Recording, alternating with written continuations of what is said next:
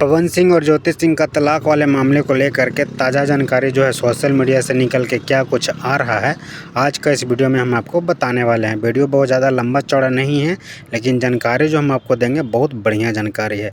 तो इसीलिए वीडियो को बिना स्किप के शुरू से लास्ट तक देखिएगा। चैनल पर अगर पहली बार विजिट किए तो सब्सक्राइब करके जुड़ जाइएगा।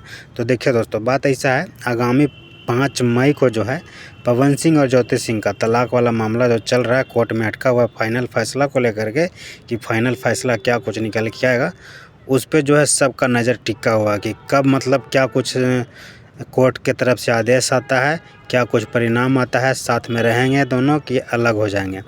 तो हर किसी का जो है इंतज़ार है कब फाइनल डेट जो है मतलब आएगा, कब फाइनल परिणाम जो है आएगा, कब दोनों के हित में अच्छा मतलब रिजल्ट आएगा। सब कोई का नज़र जो है फाइनल परिणाम को लेकर के टिका हुआ है।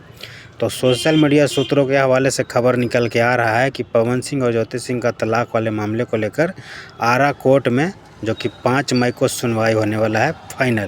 फाइनल बोला जाए तो फाइनल यानी कि आर या पार का लड़ाई होगा। 5 मई को जो है फाइनल सुनवाई होगा। क्या कुछ मतलब होता है देखने का चीज़ है। फ़िलहाल जो है सबका नज़र वहीं पे टिका हुआ है 5 मई के ऊपर।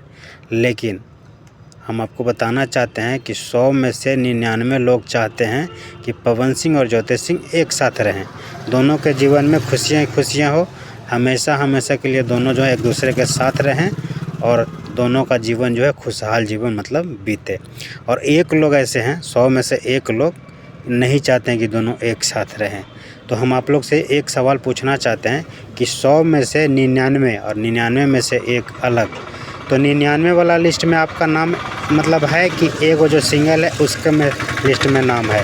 क्योंकि 99 लोग चाहते हैं कि पवन सिंह ज्योति सिंह एक साथ रहें, तो वही 99 वाला लिस्ट में आपका नाम है कि सिंगल वाला लिस्ट में नाम है? अपना प्रतिक्रिया कमेंट करके बताइए। और जानकारी अगर आपको ज़रा सा भी पसंद आया हो तो वीडियो को एक लाइक करके चैनल को सब्सक्राइब करके लगातार मेरे साथ जुड़े रहिए। जो भी जानकारी आता है हम आप सबके बीच में वीडियो के माध्यम से लगातार पहुंचाने का प्रयास करते रहते हैं। चलिए फिर फाइनली वीडियो को इतना ही पर समाप्त करते हैं। जाते जाते चैनल को सब्सक्राइब कीजिए। जय माता दी।